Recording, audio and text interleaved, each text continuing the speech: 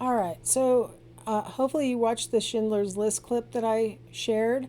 Um, it illustrates how previous experience can cause variations in expectancy. If you've never seen Schindler's List, it's this story of a German named Schindler who protected Jews during the Holocaust, and so the piece was referring to how this Jewish woman sees the world differently and her expectation of outcome based on her experience. So that's pretty dramatic, but all of us have variations in our expectancies based on our experiences. So Roeder said that we have like these generalized expectancies, and then we've got this nice, our experiences inform those generalized expectancies. Other people influence our generalized expectancies, how they're acting, or whether their goals are in alignment with our goals. If we're sort of in conflict and one person wants one thing, the other person wants another thing, how much expectancy do I have that it's really going to work out my own way? The events that are happening at the time. Typically, we're going to expect similar outcomes in similar situations. So when the event is similar to something that we've experienced in the past, we're going to expect it to kind of go the same way that it has gone in the past. And it's surprising to us and almost a little bit disorienting when a very similar event works out differently in the end. Because we're like, wait, I thought it was going to go. Wait, I've been here before. I've seen the outcome, and this is coming out differently. This is very surprising, and that's where going to the movies or something can be kind of fun when they actually you start to think this movie is going a particular way, and then they twist it a little bit, and you're like, hey, kind of like that, right? That can be a pleasant experience. It can be unpleasant though. Sometimes the movies that get like rejected by the public are ones that are too confusing or didn't follow the script, right? So yeah, I mean, we typically expect similar outcomes in similar situations, and there are times when we kind of like it when it doesn't go that way, but there are times when we can be very upset when it doesn't go the way we expect. Again, this model, this idea that your previous experiences are going to inform your expectancies and therefore your behaviors in the current experience, this would help to allow for consistency within your personality across situations. If we only thought that the environment was driving your personality, like behaviorists think, or if we thought only your parents had, and how they treated you as a small child had an impact on your personality, we wouldn't necessarily expect consistency. We would expect, each environment to elicit different personality from you. But the fact that we see people behaving very consistently makes you think they must have something inside of them that's maintaining some amount of consistency. And so this generalized expectancy is Roeder's explanation for that consistency. All right, sticking with Roeder, 6 psychological needs. One is the recognition or status need. One is the need for dominance. Another is the need for independence, protection and dependency, love and affection, and then physical comfort. He says these are our 6 basic psychological needs. So enjoy those for a second. I usually like to ask my students, like, can you think of one that's not here that you think is a really important psychological need? Usually my students are stumped and can't think of anything. So if you think of something, send me a message and let me know what you thought of. There are other models that we're going to talk about, and they offer a longer list of things, but they're really kind of breakdowns of these 6 main needs. For Roeder, these stem from biological needs. So he says, your need for recognition and status really stems from your biological need to have access to food and stuff like that. And people of higher status or people who are recognized as important or whatever, they have more access to those things. So he thinks that they start as basically biological needs that morph into something more elaborate. All 6 of these psychological needs are satisfied by, oh, my clock is chirping and it actually startled me. are satisfied by secondary reinforcers. So remember back when we talked about behavioristic theories, secondary reinforcers are things that you have to learn to want. And these are all 6 of these psychological needs are met by things that you learn that you want. Like recognition status would be oftentimes getting an award or getting a title or getting the corner office or something like that. You have to learn that that is meaningful, right? That means something. All right. Now, Roeder's locus of control scale is really a measure of independence. So, of his 6 psychological needs, he developed a scale that taps into independence. Locus of control. Locus means source or location of control. So, what this is supposed to be addressing is what controls your outcomes for you. He said it was a multidimensional characteristic made up of personal control, powerful others, and chance. So his scale, his measure of this, assesses to the degree to which you feel like you're in control over your own outcomes, powerful others are in charge of your outcomes, or just pure chance is in charge of your outcomes. The unidimensional component of his scale really taps into this overall sense of helplessness that a person might have. That, no matter what I do, my outcomes don't change, kind of thing. So the locus of control scale, well, that was interesting. There we go. So the locus of control scale is designed to assess through a series of questions how much you think you're in control of your outcomes or powerful others or chance, and then to what degree you're displaying helplessness. People who think that they're in charge of their own outcomes primarily are what he calls internally locused people, or internals for short. So people who have an internal locus of control are people who believe that they determine their own outcomes. They have the control in their own lives.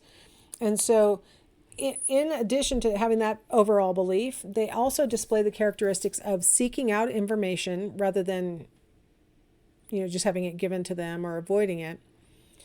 When they have information, they tend to use it more effectively in making decisions and things like that. They tend to be more effective in their personal relationships, and there's a number of skills that seem to be associated with that. They tend to display better nonverbal skills, so they convey what they're thinking better through facial expressions and body posture, and they also can understand other people's nonverbal cues better. They nod more when another person's talking. They do more to elicit information from the speaker. They ask follow-up questions. Through the nodding, they show I'm listening and I want to hear more. They may give what sounds a little bit like interrupting, because they'll say, oh, I know, or oh, I get that, while the other person's talking, but they're not trying to take the floor. They're trying to encourage the person to continue talking. They display on average better problem-solving skills, and they tend to have more successful marriages. So these are all positive things that go along with the internal locus of control.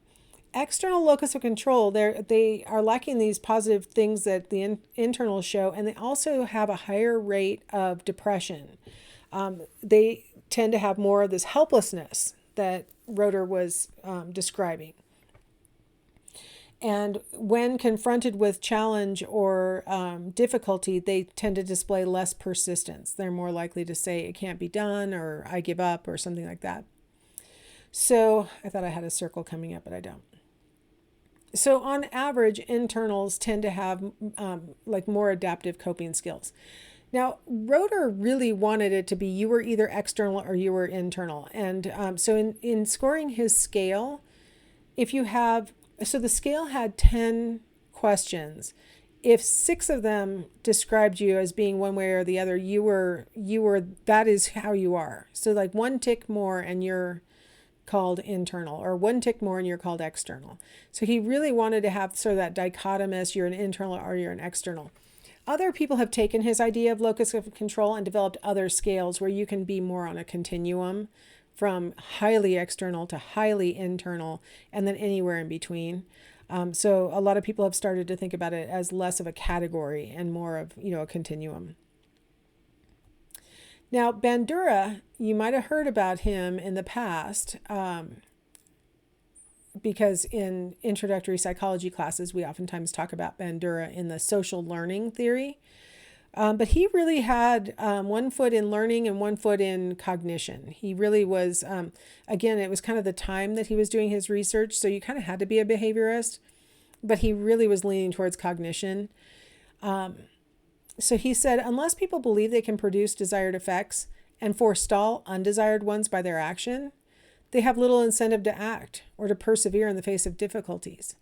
So Bandura was saying that, unless you think that you're going to be an agent in your own environment, why would you ever act in any particular way, right? And that's really important for personality, since the only way we can know what a person's personality is by the way they act. If they don't think that they're going to have any impact in this particular circumstances, they're not going to behave in a way that would be really measurable by us. We might get a completely incorrect impression of what their personality is like. So I thought that was a really important quote from Bandura. So he introduced this concept of the self system, which sounds a lot like, that Levine's field theory that I started this whole chapter with, right? Like this system. And he said that, his self system described the cognitive processes that we use to perceive, evaluate, and regulate behavior. So you can see what I mean by he had one foot in cognition, because the cognitive processes, he's acknowledging things going on inside the person's head, help them to understand what's going on around them and make good choices about how to act. Observational learning is what he's most famous for. You might remember the Bobo doll experiment where, the child watched a film of an adult beating up Bobo in a very specific way. Bobo's a blow-up doll that looks like a clown and has sand at the bottom. So when you punch him, he's like 3 feet tall, and when you punch him, he bounces back and then gets back on his sand bottom. And so it's kind of fun. All you can really do with him is beat him up and kick him. It's a great 1960s toy, right? So he got this Bobo doll, had an adult do things that children had never been observed doing, like throwing it and hitting it with the hammer. It was a plastic hammer, but nevertheless. And what Bandura found is that the children, after observing these film strips, engaged in those behaviors that no children had spontaneously ever displayed in any of the observations, except for when they had watched the adult do these things. And so Bandura said, we learn a lot of things through observational learning. He also called it vicarious learning. He also called it modeling. So there's different terms for the same thing, to describe the idea that we get a lot of our behaviors, we decide how to act based on what everybody else is doing or what other people are doing. So he said that the things that determine behavior are your outcome expectancies, like his quote mentioned. So do I think I'll actually get reward or avoid punishment with this behavior? Attributes of the model, right? So if I feel like that model is enough like me that I should be copying that model, if that model seems to be something that I could achieve, right? And then also attributes of the observer, like as the observer, do I want to behave that way? Do I think the way that the model is behaving is a desirable way to behave? My personal perspectives are going to be important as well. And then also things that are very concrete, like my size or my age or my sex or other things, my race, could have an impact on whether I connect with that model and come to the conclusion that I could or should behave like that model. So his social cognitive theory really assumes these cognitions are going on and that the things that the model is doing may have an impact on us when we think we might get the same desirable outcome that the model got or avoid the same punishment that they avoided. And if we feel like we're enough like the model that the world will react to us the same way. So he, of course, mentions our past experience is going to help to determine how much we're willing to model behaviors. Vicarious experience is this idea that, we don't necessarily have to learn every lesson ourselves, right? We can see, how much is this going to resonate with some of you guys? Maybe you had a sibling who got in trouble or got rewarded for certain behaviors, and that helped you to decide whether you were ever going to engage in those behaviors or not. I had a sibling who was always in trouble, and I decided, you know what? I'm going to go polar opposite. That doesn't seem to be working for him. I'm going to try the other side. And some of you might relate to that. The idea that, if you see through vicarious experience somebody else having certain outcomes for certain behaviors, that may have an impact on whether you engage in those behaviors or not. Now, of course, the model needs to be similar to you again, right? So, my own brother, and then of course my parents being the ones who might dole out the outcome, it made a lot of sense that I might be modeling from him, right? Maybe it could be a peer or other, circumstances where the model is enough like you, that when you see their outcomes, you think those outcomes might fall to you too. Verbal persuasion is the idea that, I should be able to talk you into doing things without having to necessarily have you see the potential outcome in a person just like you. This is a struggle I'm going through with my son, who doesn't necessarily want to finish college. And I keep trying to talk to him about it. And he's, honestly doesn't see me as a similar model to him, because, he knows I like to read. He knows I like to learn. And he's like, meh, not really wanting to. So I'm not a good model for him. His sister's not a great model for him, because she's like me, likes to read, likes to learn. And he's like, yeah, that's not a good model. So we, it's hard to verbally persuade somebody when inside their head they're saying, well, the people who I know who are the most like me haven't gone that route or haven't done that behavior, or when they've done that behavior, they got punished or didn't get rewarded or whatever. And so verbal persuasion isn't as powerful as a good vicarious model, but it can have some impact.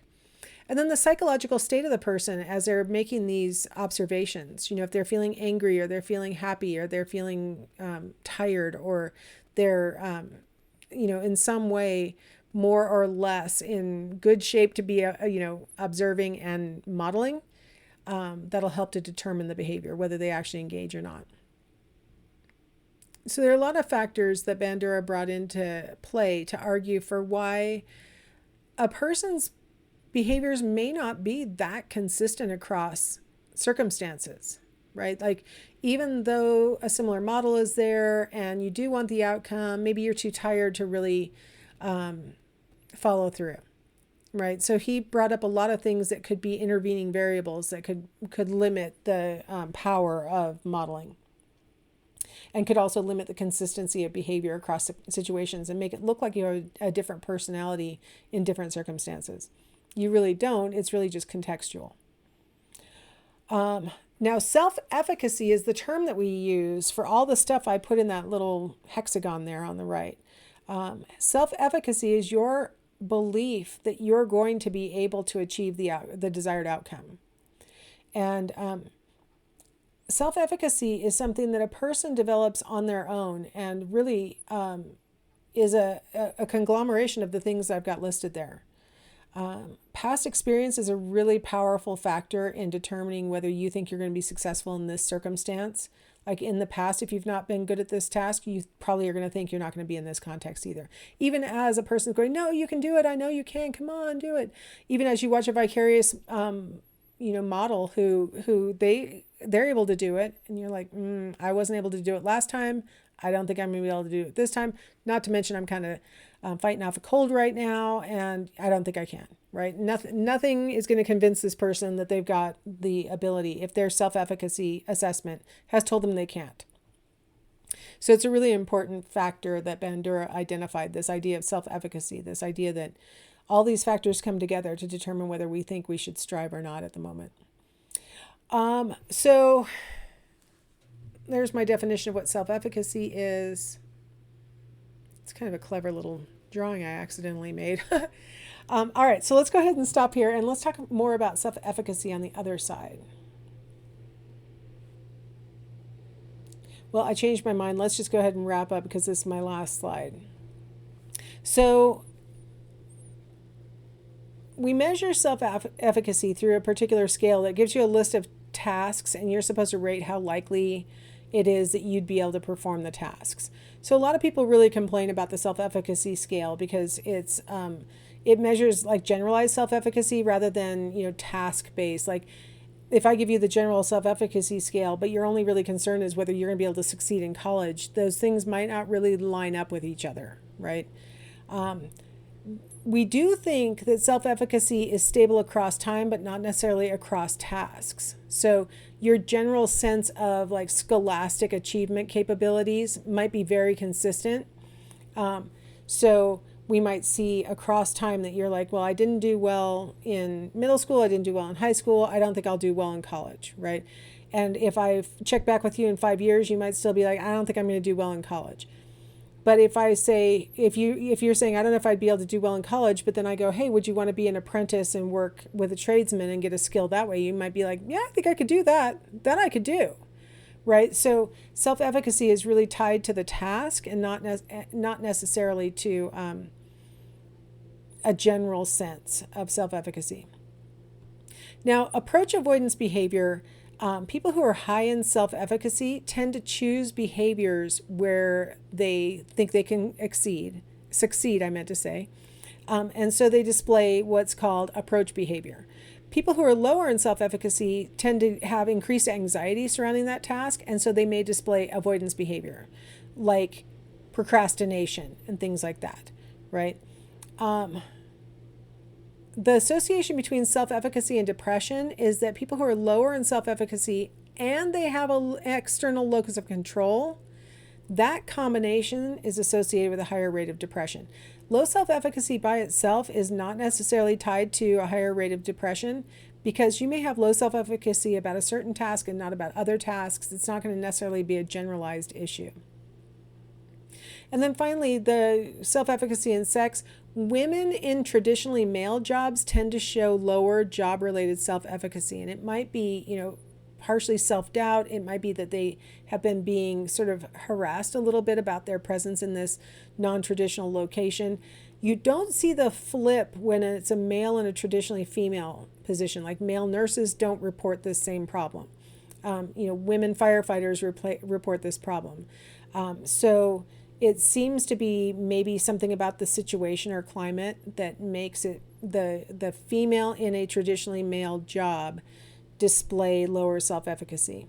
And just related to the job, not generalized or anything like that, just related to the job, they're displaying lower self-efficacy. All right, well, I'm sorry this last video was a little long, but hopefully it was worth the wait and worth the time. So I will see you in the next chapter next.